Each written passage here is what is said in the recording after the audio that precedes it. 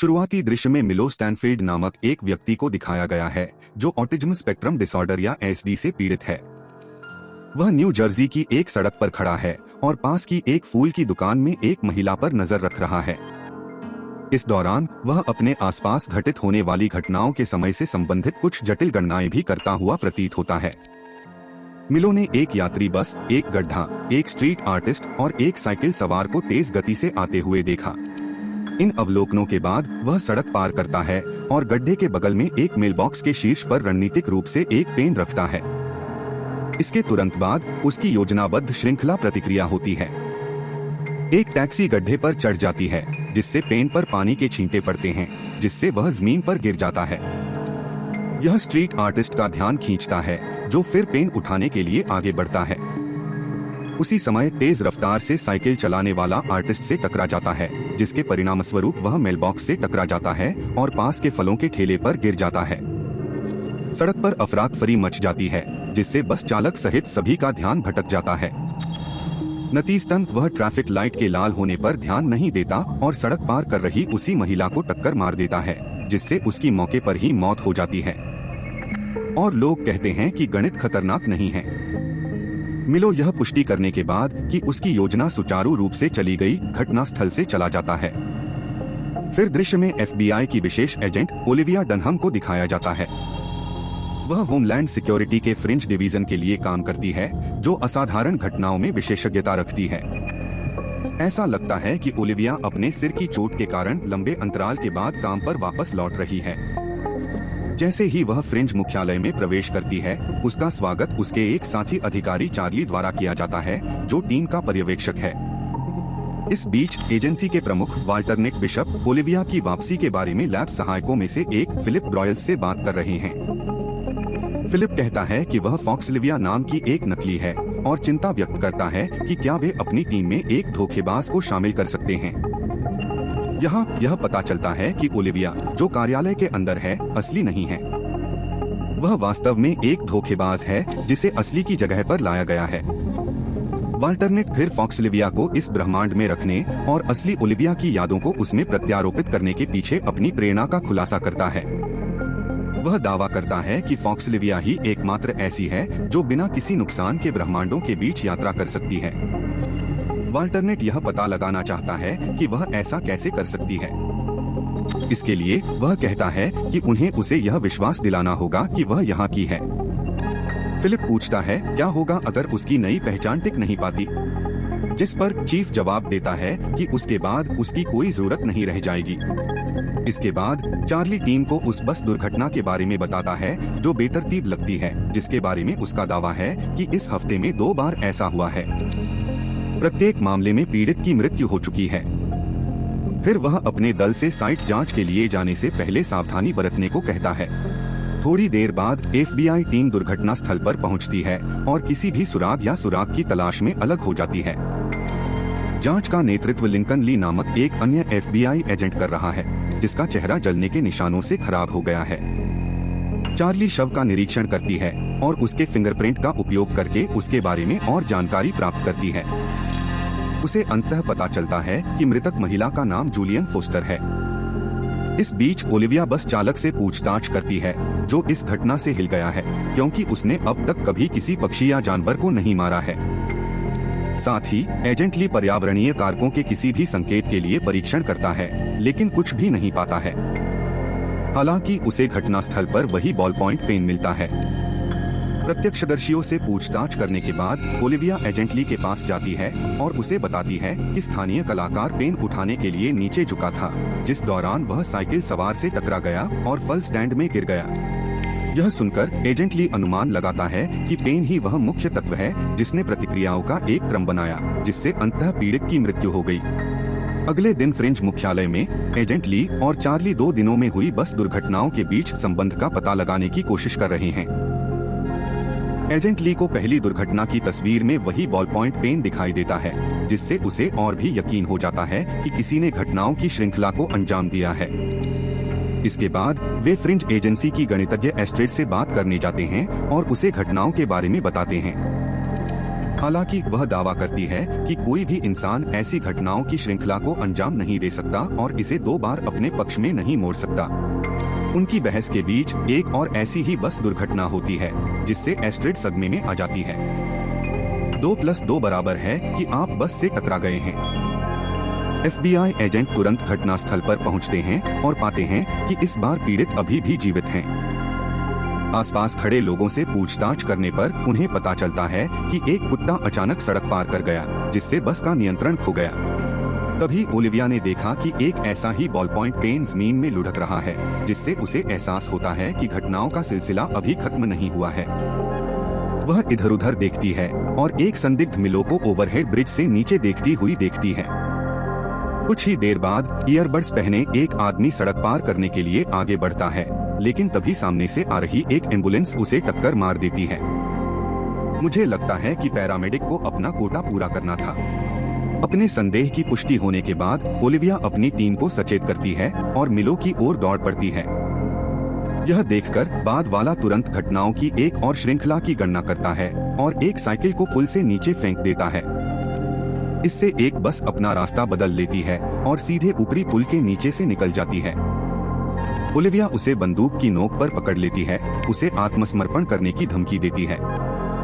लेकिन मिलो पुल से कूद जाता है, बस की छत पर गिर जाता है और भाग जाता है। मिलो बस का कानाफूसी करने वाला है। इस घटना के बाद मिलो घर लौटता है और पाता है कि उसकी बहन मैडलिन उसके लिए चिंतित है। वह उसे बताती है कि उसे अस्पताल से कई कॉल आ रहे हैं, लेकिन वह उसे अनदेखा करता है। फिर वह उसे आत्मसमर्पण करने के लिए मनाने की कोशिश करती है, यह दावा करते हुए कि वह बहुत आगे निकल गया है। हालांकि मिलो उसकी हरकतों का अनुमान लगाता है और उसके वाक्यों को पूरा करता है, जिससे वह प्रभावी रूप से चुप हो जाती है। कुछ समय बाद मैडलिन उसे एक छोटा प्लास्टिक का घोड़ा खिलौना दिखाती है, जो उनकी माँ की याद दिलाता है। इससे वह असहज महसूस करता है और वह यह कहते हुए चला जाता है कि यह अब अप्रासंगिक है। दूसरी ओर एजेंट ली को उसकी नियमित त्वचा जांच के लिए अस्पताल ले जाया जाता है। बर्न चेम्बर में प्रवेश करने से पहले वह ओलिविया से तीनों पीड़ितों के बीच समानताएं खोजने पर ध्यान केंद्रित करने के लिए कहता है। उसके निर्देशों का पालन करते हुए ओलिविया वापस मुख्यालय लौटती है और दुर्घटनाओं के गवाहों से बात करना शुरू करती है। थोड़ी जांच के बाद उसे पता चलता है कि तीनों पीड़ितों और एक मेडिकल सेंटर के बीच संबंध हैं। वे तीनों प्रत्यक्ष या अप्रत्यक्ष रूप से इस केंद्र से जुड़े थे। वह अपनी खोज चार्ली के साथ साझा करती है और दोनों तुरंत इस चिकित्सा केंद्र की ओर चल पड़ते हैं। वहां पहुंचने पर ओलिविया ने देखा कि रोगियों का एक समूह एक ही बॉल पॉइंट पेन का उपयोग कर रहा है, क्योंकि वे डिजिटल उपकरणों का सामना करने में असमर्थ हैं। आईपैड उनकी आंखों को पागल कर देते हैं। बाद में वे डॉक्टर लेविन से मिलते हैं, जो एक मुख्य चिकित्सक हैं, जो बस दुर्घटनाओं के तीनों पीड़ितों को पहचानते हैं। पीड़ितों के बारे में कुछ विवरण बताने के बाद डॉक्टर लेविन बताते हैं कि वे मानसिक रूप से विकलांग रोगियों को उनकी बुद्धि को बढ़ाने के लिए प्रयोगात्मक प्रक्रियाओं के साथ मदद कर रहे हैं। वह उन्हें अपने मरीजों की वीडियो फुटेज भी दिखाता है, जिसमें ओलिविया मिलो को देखती है। उसके बारे में पूछने पर डॉक्टर लेविन जवाब देते हैं कि वह उनके मरीजों में से एक है, जो उसी दवा परीक्षण से गुजरा था जिसने उसके IQ को तेजी से बढ़ाया था। वह आगे कहते हैं कि मिलो को उसकी बहन की देखरेख में अस्पताल से छुट्टी दे दी गई थी और प्रयोगात्मक प्रक्रिया को उलटने के लिए उसे वापस लौटने का कार्यक्रम था। लेकिन अब वह उनकी कॉल का जवाब नहीं दे रहा है और वह उन सभी को मार रहा है जो उस पर नियंत्रण करने की कोशिश कर रहे हैं। मिलो की बहन के बारे में जानने के बाद FBI एजेंट उससे मिलने का फैसला करते हैं। उन्हें पता नहीं है कि मिलो ओलिविया पर कड़ी नजर रख रहा है, उसकी हर हरकत को नोट कर रहा है और उसके अगले कदम का अनुमान लगा रहा है। बाद में चार्ली और ओलिविया मिलो के घर पहुंचते हैं, जहां उनका स्वागत मैडलिन द्वारा किया जाता है। वे उससे मिलो के ठिकाने के बारे में पूछते हैं, लेकिन वह दावा करती है कि उसे उनके बारे में कुछ नहीं पता। यह महसूस करते हुए कि वह कुछ छिपा रही है, एजेंट उसे उसके द्वारा किए गए अपराधों के बारे में बताते हैं और उसे आजाद घूमने देना कितना खतरनाक है। जब चार्ली मिलो के कमरे की जांच करने जाता है, तो ओलिविया अपनी दिवंगत बहन के बारे में बताती है और बताती है कि वे एक दूसरे का कितना ख्याल रखते थे। यह बात मैडलिन को अपने भाई के बारे में और जानकारी देने के लिए काफी सुकून देती है। वह बताती है कि मिलो कई घटनाओं के परिणाम को छोटी से छोटी बात तक का अनुमान लगाने में सक्षम है और वह केवल खिलौना घोड़ा दिखाकर ही मिलो की एकाग्रता को तोड़ सकती है। जब भी वह बुलसाई देखता है तो उसे बुरी मिल जाती है। ओलिविया आखिरकार उसे जो कुछ भी पता है उसे बताने के लिए राजी कर लेती है, इस बात पर जोर देते हुए कि वे नागरिकों के साथ साथ मिलो की सुरक्षा के लिए भी चिंतित हैं। मैडलिन फिर उसे एक नोट थमाती है जिसमें उस होटल का स्थान बताया गया है जिसमें मिलो वर्तमान में रह रहा है। इसके बाद ओलिविया और चार्ली मिलो को पकड़ने के लिए एस्ट्रिड के साथ योजनाओं पर चर्चा करते हैं। हालांकि उन्हें जल्द ही एहसास हो जाता है कि कोई भी योजना निरर्थक होगी क्योंकि वह उनकी हर चाल का अनुमान लगा सकता है। परिणामस्वरूप वे बिना किसी बैकअप के सीधे होटल से संपर्क करने का विकल्प चुनते हैं। इस बीच मिलो अपने होटल के कमरे में दिखाई देता है, खिड़की से नीचे देखता है और अगले कुछ मिनटों में होने वाले परिदृश्यों की कल्पना करता है। अपनी क्षमता के साथ वह भविष्यवाणी करता है कि ओलिविया और चार्ली जल्द ही पहुंचेंगे और वे उसका पीछा करेंगे। वह यह भी गणना करता है कि वह ओलिविया को एक निर्माण स्थल के चिह्नित क्षेत्र के माध्यम से फुसलाकर मार सकता है जहां हवा बहुत पतली है और उसे सीमेंट की ईंटों के भार के नीचे कुचल दिया जाता है। फिर वह निर्माण की ओर भागता है जबकि एजेंट उसका पीछा करते हैं। ओलिविया, जो पतली हवा वाले क्षेत्र के लिए चेतावनी के संकेतों से अनजान है, श्वसन यंत्र लगाने के लिए रुकने के बजाय उसमें से तेजी से गुजरती है। यह वास्तव में मिलो की गणना को गलत बनाता है। उसने नहीं सोचा था कि वह इतनी मूर्ख होगी। इसके अलावा वह सीमेंट की ईंटों के ढेर से भी बचती है जिसके बारे में मिलो को लगता था कि वह उसे कुचल देगी। खलनायक अपनी गणना को गलत होते देखकर हैरान रह जाता है और अंततः उसके द्वारा पकड़ा जाता है। इस समय ओलिविया ऑक्सीजन के निम्न स्तर के कारण लगभग दम घुटने लगती है, लेकिन शुक्र है कि चार्ली सही समय पर पहुंच जाता है और उसे सांस लेने के उपकरण से मदद करता है। बाद में ओलिविया मैडलिन को अस्पताल ले जाती है जहां मिलो को एक सुपर कंप्यूटर के साथ बातचीत करते हुए देखा जाता है। डॉक्टर के अनुसार मिलो के दिमाग में IQ बढ़ाने वाली दवा बहुत लंबे समय से है, जिसकी वजह से वे रिवर्सल प्रक्रिया को अंजाम नहीं दे पा रहे हैं। अब उसका दिमाग इतना विकसित हो चुका है कि केवल मशीनें ही उसके विचारों को समझ सकती हैं। इस खबर से दुखी होकर मैडलिन कमरे के अंदर चली जाती है और अपने भाई के सामने खिलौना घोड़ा छोड़ देती है।